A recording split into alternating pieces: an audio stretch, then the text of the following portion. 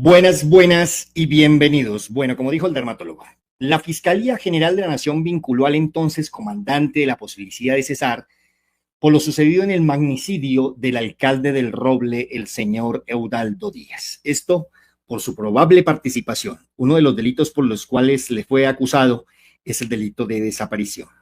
Veremos por favor la nota de RTVC, pero yo quiero por favor colocarles por aquí el rostro del personaje del cual estamos hablando.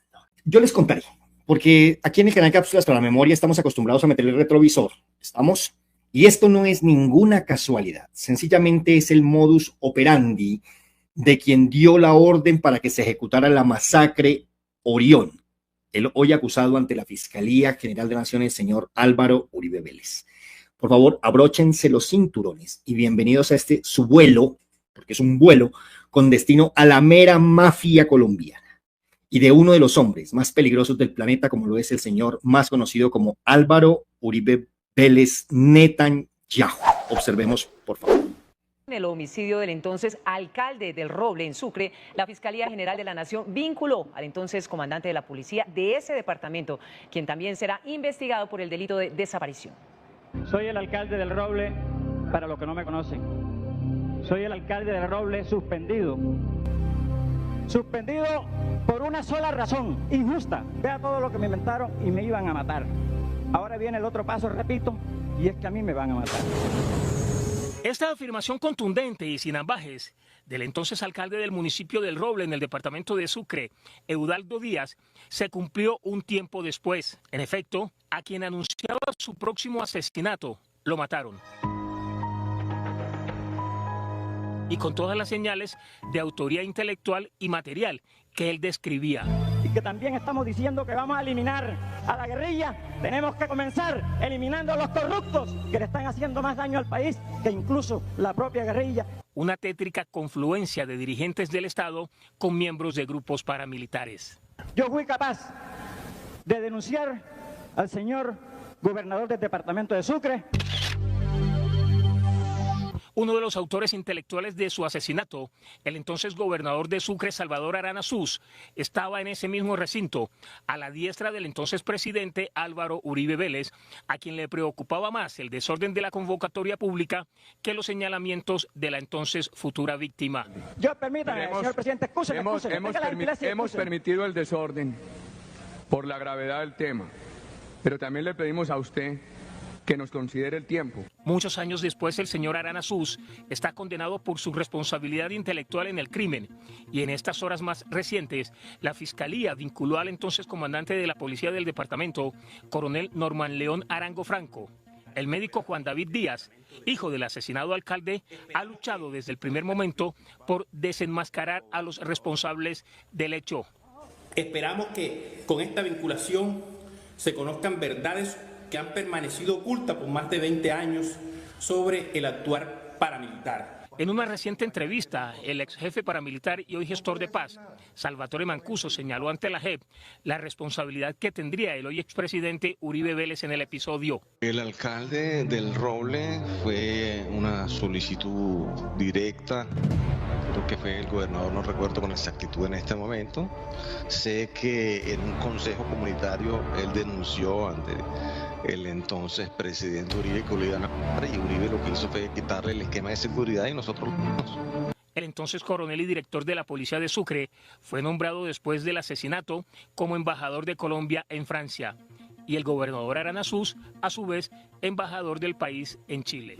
Bueno, muchísimas gracias a RTVC por este informe, pero este informe es solamente la punta del iceberg.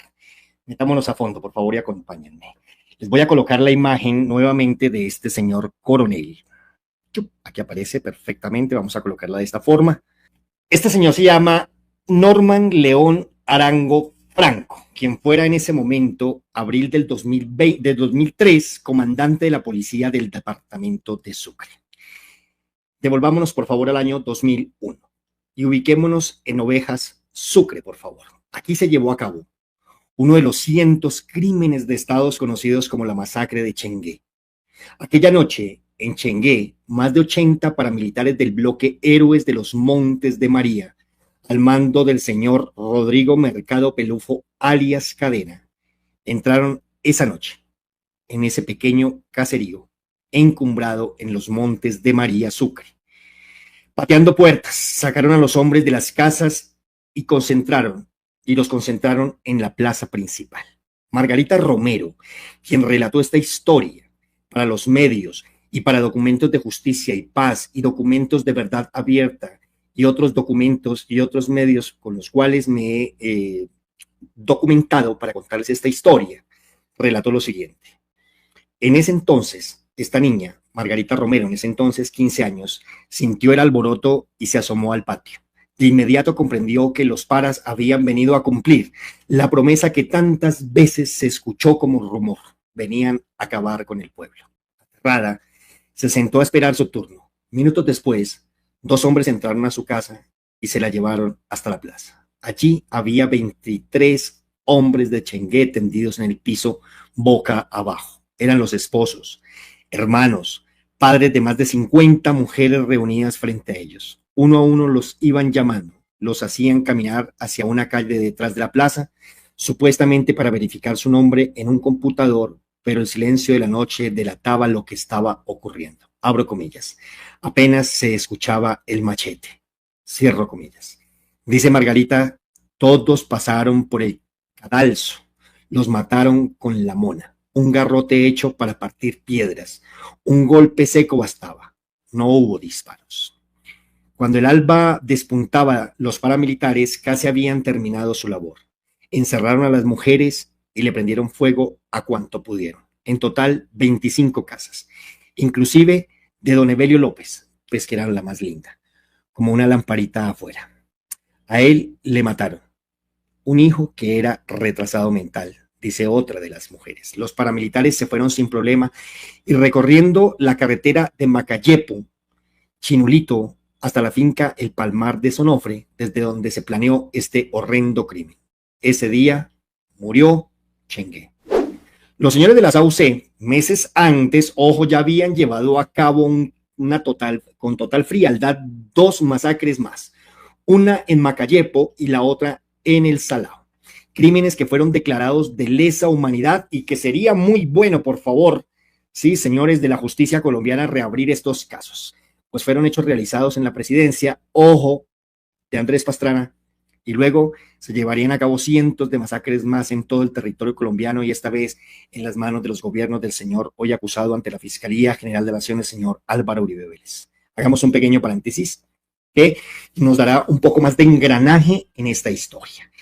En Valledupar, el comandante del batallón La Popa, el coronel Publio Hernán Mejía, quien tras haber sido encontrado culpable por la justicia ordinaria por la desaparición de más de 75 personas, en los mal conocidos falsos positivos que no son más que crímenes de Estado, se acogió a la JEP por estos hechos y negó cualquier tipo de participación.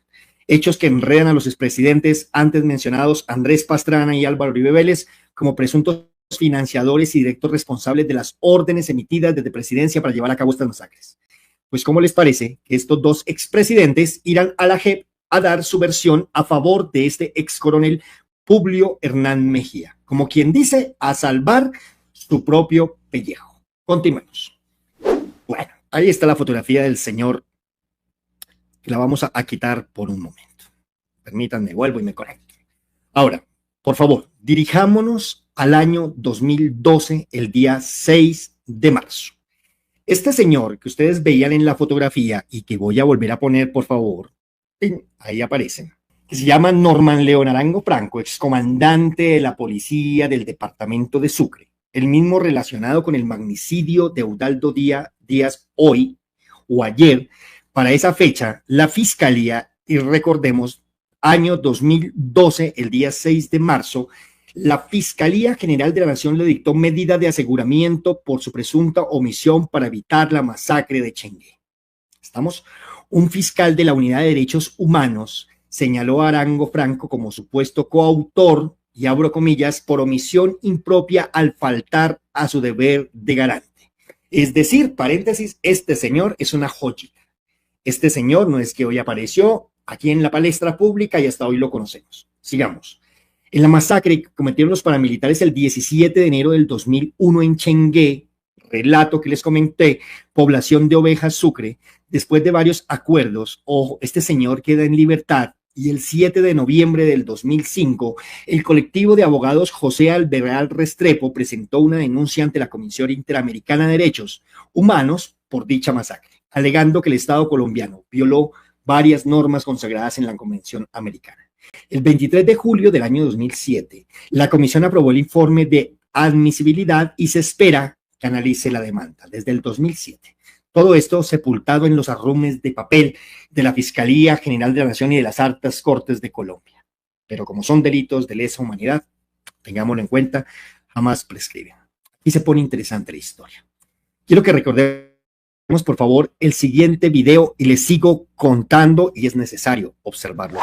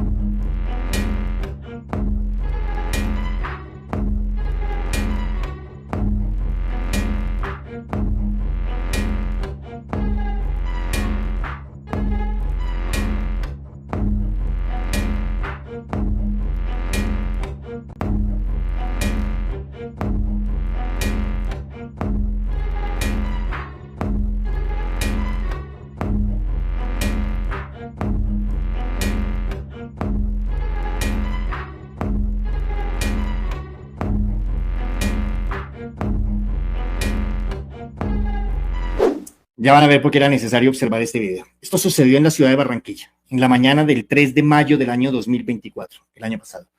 Un atentado que nos deja ver cómo los medios como RCN y Caracol ocultan la verdad para proteger a la mafia colombiana.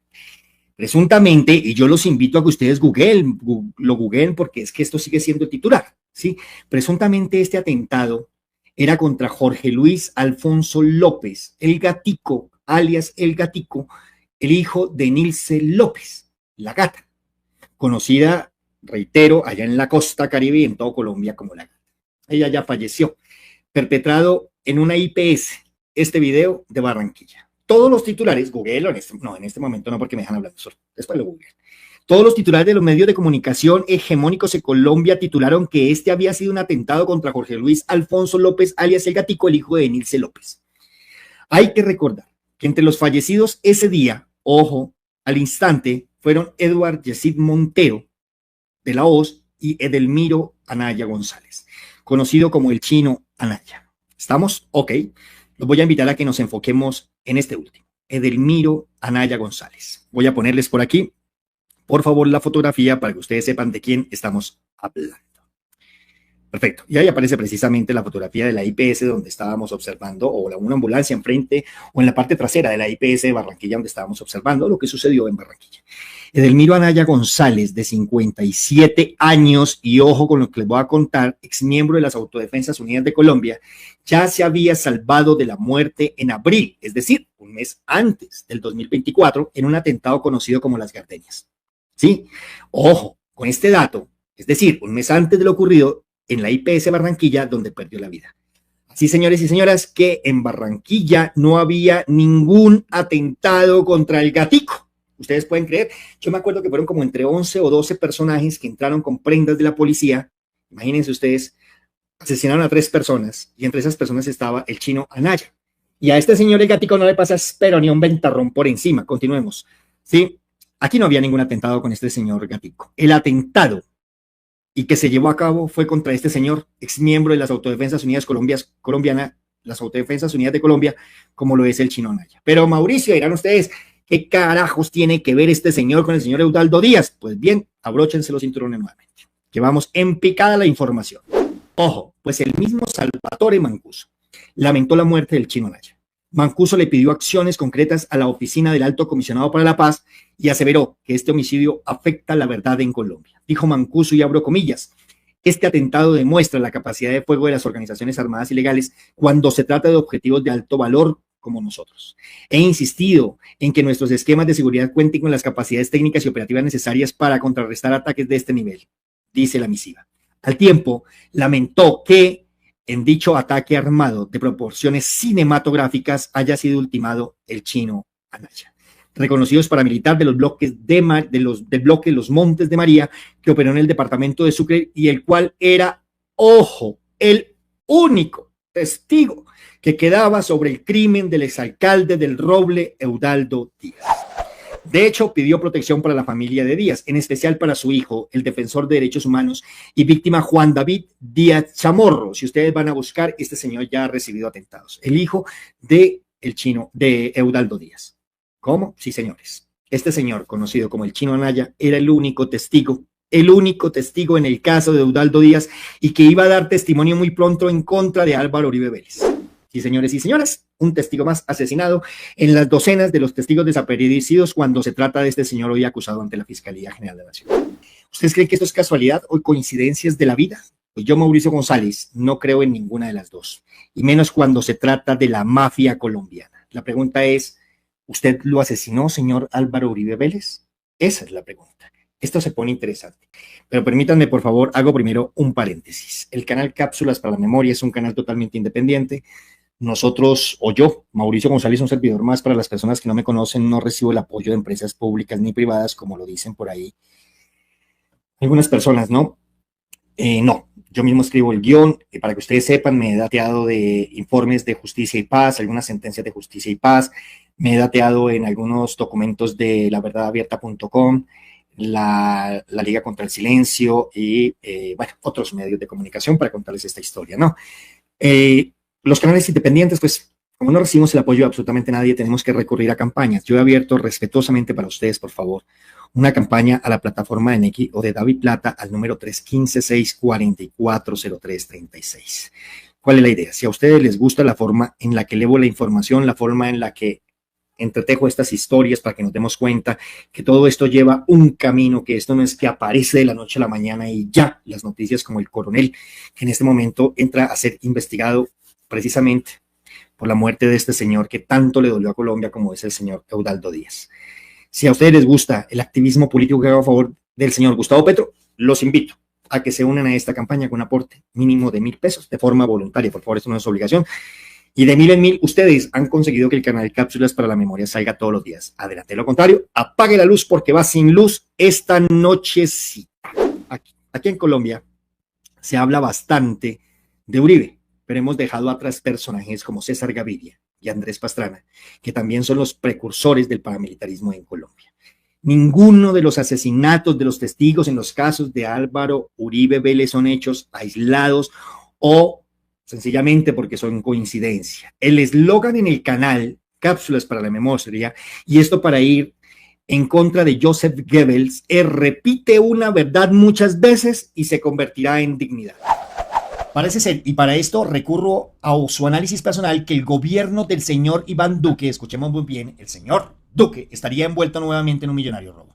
Y la historia comienza de la siguiente forma. Los invito, por favor, a que nos ubiquemos en el año 2018. Sí, señores y señoras, un año donde desafortunadamente para este país gobernaba la mafia del señor Iván Duque.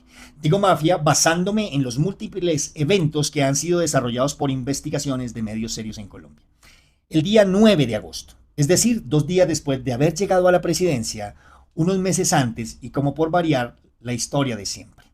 Los grupos armados de este país venían desarrollando una oleada de violencia en todo el territorio, y particularmente en el Catatumbo.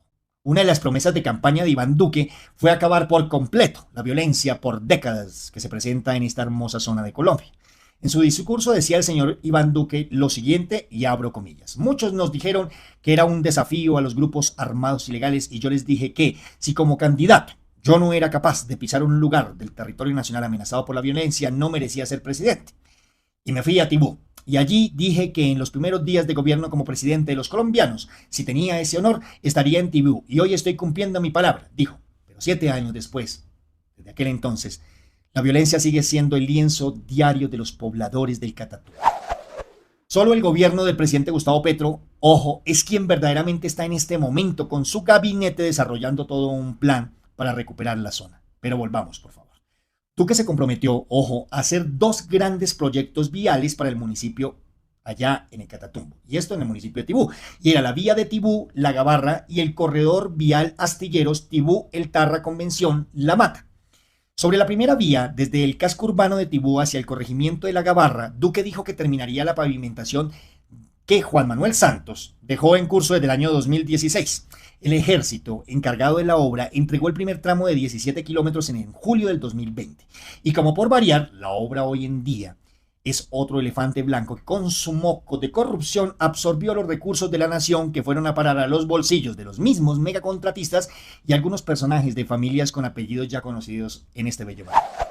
Duque contrató una segunda fase, que en realidad no es la continuación del pavimento, sino el mejoramiento de 2 tramos críticos de la vía, presuntamente, por valor de 10.000 millones de pesos. Debía entregarse a los 3 meses y medio, pero han pasado ya 7 años y aún no está listo.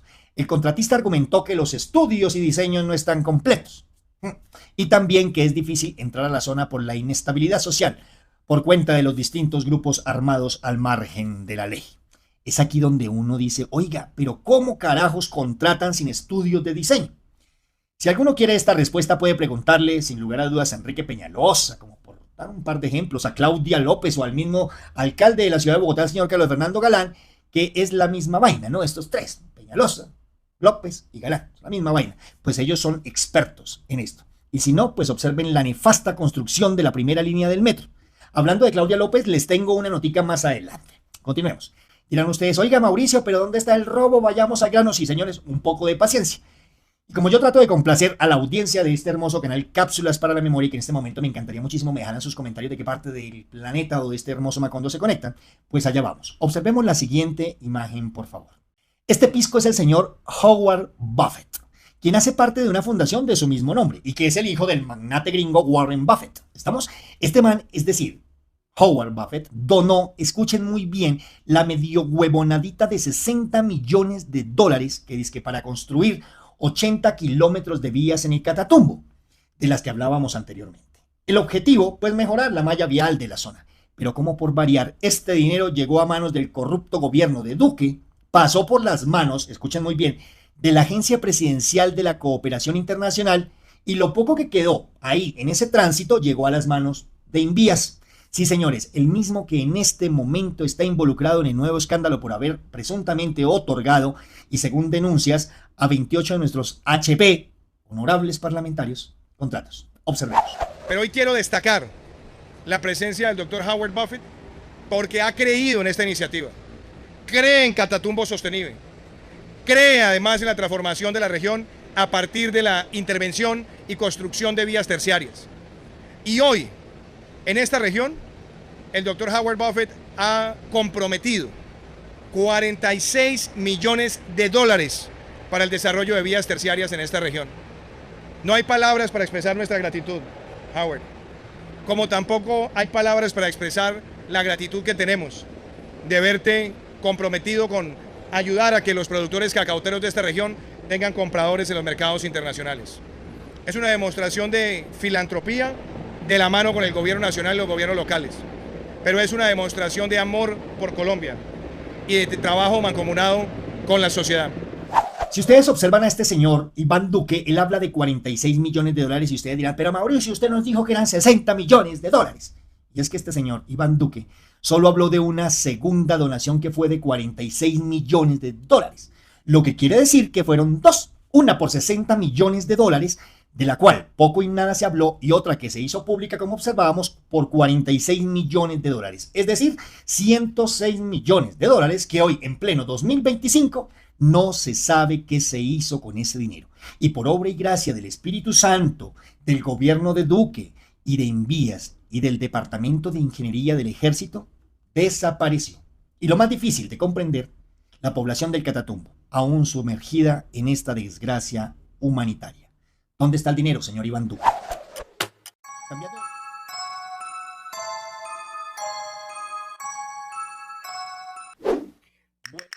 Esto fue Cápsulas para la Memoria. Muchísimas gracias. No olviden, por favor, compartir este video en sus redes sociales. Hasta mañana.